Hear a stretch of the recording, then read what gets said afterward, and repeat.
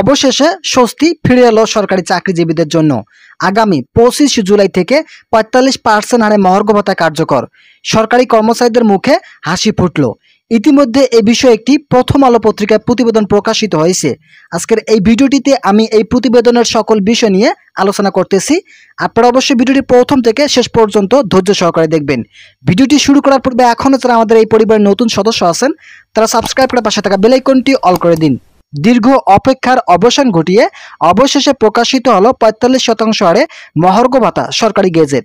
আজ সরকারের সংশ্লিষ্ট মন্ত্রণালয় থেকে আনুষ্ঠানিকভাবে এই গেজেট প্রকাশ করা হয়েছে, যা আগামী 25 জুলাই 2025 থেকে কার্যকর হতে যাচ্ছে।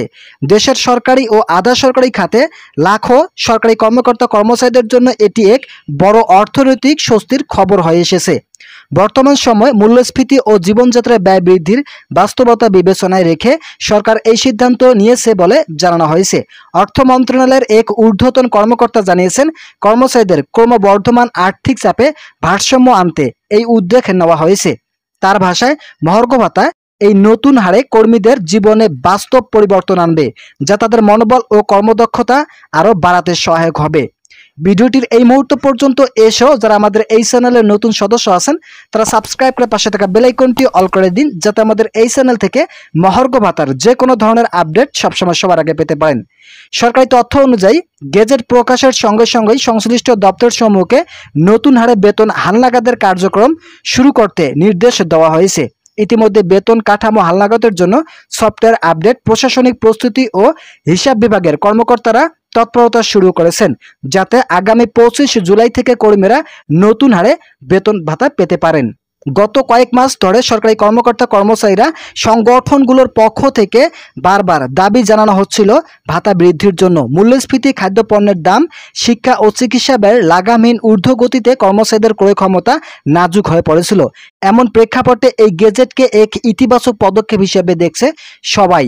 সরকারি ও আধা সরকারি প্রতিষ্ঠানগুলো কর্মচারীরা ইতিমধ্যেই আনন্দ প্রকাশ করেছে। তাদের বক্তব্য, এই ভাতা বৃদ্ধি শুধু কর্মীদের ব্যক্তিগত জীবনে স্বস্তি আনবে না, বরং তাদের পরিবারের অর্থনৈতিক স্থিতি কিছুটা ফিরিয়ে আনবে। অর্থনৈতিক বিশ্লেষকদের মতে, মহার্ঘ ভাতা বৃদ্ধির ফলে কর্মীদের হাতে অতিরিক্ত অর্থ নগদ পাবেন, যা তাদের বাজার চাহিদা মেটাতে অনেকটা সহায়ক হবে এবং সামগ্রিক অর্থনীতিতে গতি আনবে। তবে তাদের পরামর্শ, দীর্ঘমেয়াদে মূল্যস্ফীতি নিয়ন্ত্রণে রাখতে সরকারের ইতিমধ্যেই অর্থনৈতিক আরও দৃঢ় প্রয়োজন। এই ঘোষণার পর অন্যান্য ভাতা যেমন বাড়ি ভাড়া, চিকিৎসা ভাতা, উৎসব ভাতা ইত্যাদি পুনর্বিবেচনায় দাবি আরও জোরালো হয়ে উঠেছে। সংশ্লিষ্ট মন্ত্রণালয়গুলো এসব বিষয়ে আলোচনা শুরু করেছে বলে জানা গেছে এবং আশা করা হচ্ছে শীঘ্রই এসব ক্ষেত্রেও নতুন ঘোষণা আসবে।